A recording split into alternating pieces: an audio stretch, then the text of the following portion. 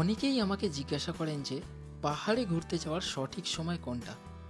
আমি বলবো পকেটে টাকা এবং হাতে ছুটি থাকলে সেটাই সবথেকে সঠিক সময়। সত্যি কথা বলতে পাহাড়ের সৌন্দর্য এক এক সময় এক এক রকমের। এর আগে শীত ও গ্রীষ্মে পাহাড় ঘুরেছি, ছুটি পেতেই এই বর্ষায় প্ল্যান করে ফেললাম কালিম্পংয়ের একটি ছোট্ট ছবির মতো সুন্দর পাহাড়ি গ্রাম শান্তুক ঘুরে দেখার। বর্ষায় শান্তুক ঘুরে দেখার মূল উদ্দেশ্য ছিল এখানের বিস্তীর্ণ সবুজ বনভূমি, দিবারাত্র মেঘের সুন্দর আনাগোনা এবং বর্ষায় ফুলে ফেপে ওঠা রেল্লি নদী, তার সাথে এই সুন্দর একটি ওয়াটারফলস এবং আমরা যে হোমস্টেতে গিয়েছিলাম সেই মানুষগুলোর সুন্দর আতিথেয়তা গ্রহণ করতে। সব মিলিয়ে শান্তুক ভ্রমণ ছিল আমাদের বেশ। শান্তুক ঘোরার জন্য প্রথমে আপনাদেরকে পৌঁছাতে হবে নিউ জলপাইগুড়ি বা শিলিগুড়ি। আমার বরাবরই ট্রেন বেশি পছন্দের, তাই ট্রেনে টিকিট করে নিয়েছিলাম। আমাদের টিকিট ছিল রাত 10:15 দার্জিলিং মেলে। ঠিকঠাক সময় একদম শিয়ালদাহ স্টেশনে পৌঁছে যাই।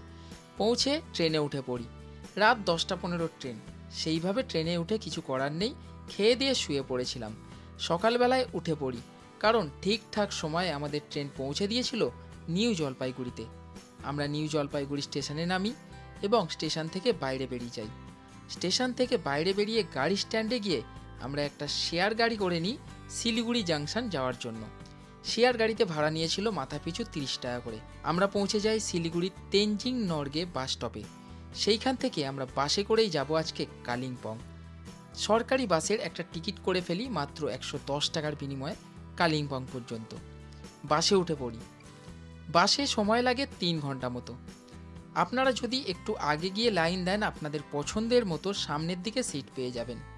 সেই রকমই আমরা একটা বাস ছেড়ে দিয়ে পরের বাসটা নিই, যাতে আমরা সামনের দিকে সিট পেয়ে যাই। সবসময় ভাববেন বাসে গেলে সামনের সিট বেশি কমফোর্টেবল। বাসের সামনের সিটে বসে খুব সুন্দর ভিউ এনজয় করতে করতে আমরা পৌঁছে যাই 3 ঘন্টার ভিতর কালিম্পং। কালিম্পং পৌঁছে কালিম্পংয়ের গাড়ি স্ট্যান্ড থেকে আমরা একটা গাড়ি করে নিই, যেটা আমাদেরকে ছেড়ে দেবে আলগাড়া পর্যন্ত। কালিম্পং থেকে আলগাড়া শেয়ারিং গাড়ির ভাড়া হচ্ছে মাত্র 70 টাকা। তাছাড়া আপনারা রিজার্ভও করে নিতে পারেন আলগাড়া পর্যন্ত। আমরা 70 টাকা দিয়ে শেয়ার গাড়িতে উঠে পড়ি আলগাড়া পর্যন্ত যাওয়ার জন্য। 18 কিলোমিটার রাস্তা, সময় লেগেছিল 40 থেকে 45 মিনিট মতো। আমরা আলগাড়াতে নেমে পড়ি এবং সেখানেই আমাদের হোমস্টে থেকে গাড়ি পাঠিয়ে দিয়েছিল। আলগাড়া থেকে হোমস্টের দূরত্ব 10 থেকে 12 কিলোমিটার। আপনারা শেয়ারিংয়ে যেতে পারেন, তবে শেয়ারিং পাওয়া ওখানে একটু মুশকিল, অনেকটাই ওয়েট করতে হয়। তাই আমরা হোমস্টেতে বলে দিয়েছিলাম আমাদেরকে দাদা পিক আপ করে নেয়। মাত্র 600 টাকা আমাদের থেকে নিয়েছিল।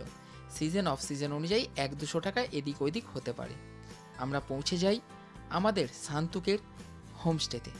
আচ্ছা, অনেকেই তো এমন আছেন যে ডাইরেক্ট রিজার্ভ করে এই হোমস্টে পর্যন্ত যেতে চাইবেন। আপনারা যারা শিলিগুড়ি বা এনজিপি থেকে ছোট গাড়িতে ডাইরেক্ট রিজার্ভ করে এই হোমস্টে পর্যন্ত যাবেন, সেক্ষেত্রে ভাড়া পড়তে পারে 3,500 থেকে 4,500 টাকা পর্যন্ত, অবশ্যই সিজন অফ সিজন অনুযায়ী। এবং বড় গাড়ি 4,500 টাকা থেকে 5,500 টাকা পর্যন্ত। আপনারা দাদাকে কল করে একটু রেটটা জেনে নিতে পারেন। আমরা যেহেতু দুজন ছিলাম, তাই আমরা শেয়ারিংয়ে যাওয়ার সিদ্ধান্তটা নিয়েছিলাম, যাতে আমাদের কম খরচে হয়ে যায়। হোমস্টে তো দেখাবই, তার আগে দেখিয়ে দিই হোমস্টের পাশেই রয়েছে এই ফাঁকা জায়গাটি, যেখানে বসে আপনারা কিন্তু অনেকটা সময় স্পেন্ড করতে পারেন। হোমস্টেতে রয়েছে টোটাল 3টি রুম। চলুন আমরা যেই রুমটিতে ছিলাম সেই রুমটা আগে আপনাদেরকে দেখিয়ে দিই। এই হচ্ছে আমাদের রুম, একেবারে পরিষ্কার পরিচ্ছন্ন, নিট অ্যান্ড ক্লিন। আমাদের রুমে ছিল 2টি বেড, অবশ্যই চারিদিকে পরিষ্কার সুন্দরভাবে সাজানো, এবং অবশ্যই তার সাথে ছিল অ্যাটাচ টয়লেট। টয়লেটের ভিতরে ছিল ওয়েস্টার্ন পট এবং যা যা দরকার সমস্ত কিছু ছিল। হোমস্টেতে চেক ইন করে একটুখানি ফ্রেশ হই, যেহেতু লাঞ্চের সময় হয়ে গেছে, আমরা চলে গেলাম সোজা ডাইনিং সেকশনে। দেখুন হোমস্টের বাইরেটা কত সুন্দর সাজানো গোছানো। বসে পড়ি ডাইনিং সেকশনে। চলে এলো সাজানো গোছানোভাবে আমাদের সামনে আমাদের লাঞ্চ। লাঞ্চে ছিল ভাত, ডাল, আলু ভাতে, মাছ, একটা ভাজা, সালাড ও পাঁপড়। খাবার দাবার সত্যি অসাধারণ ছিল। লাঞ্চের পর একটুখানি রেস্ট নিই, তারপরে উঠে চারিপাশের সৌন্দর্যকে উপভোগ করতে লাগি, এবং যেগুলোকে আমি পাখির চোখে এখন আপনাদেরকে দেখাবো।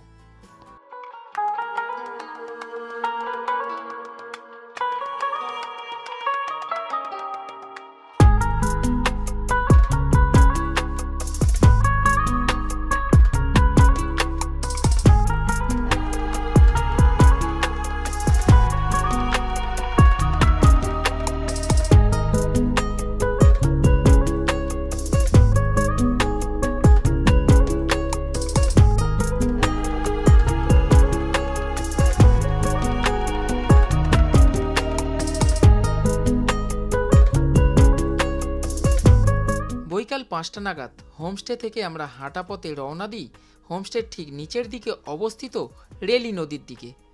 সেখানে রয়েছে একটি জলপ্রপাত, যেটা আমি আগেও বলেছি। হাঁটা পথে এই রেলি নদীর কাছে যেতে আমাদের সময় লাগে 15 মিনিট মতো। গিয়ে দেখি সুন্দর বর্ষার রেলি নদী এবং এইখানে যে জলপ্রপাতটি রয়েছে যার নাম হচ্ছে সিলসিলি ফলস। এটি পর্যটকদের কাছে অজানা একটি অচেনা ফলস।